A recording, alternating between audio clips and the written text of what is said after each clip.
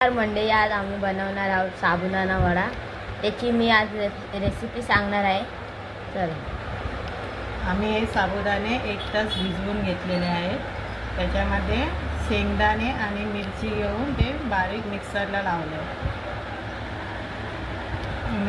लावून त्याच्या साबुदाण्यामध्ये हे मिरची आणि शेंगदाण्याचा कूट घातलेला आहे। त्याच्यानंतर उकडलेला बटाटा घातलेला आहे आणि थोडंसं चवीपुरती मीठ। ते सर्व मिश्रण एकजीव करून आम्ही आता गोळे बनवून घेतले। त्याच्यानंतर तुमची काय प्रोसेस आहे? त्याच्यानंतर आम्ही तेल गरम करणार आहोत।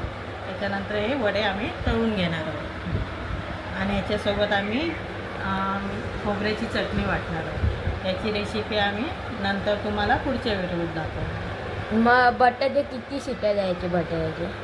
बटाट्याला 3 शिट्या द्यायच्या आणि उकडून घ्यायचे। तुम्हाला पण व्हिडिओ नाही, तुम्हाला पण रेसिपी बनवायची असेल तर अशी ट्राय करून नक्की कमेंट करून सांगा।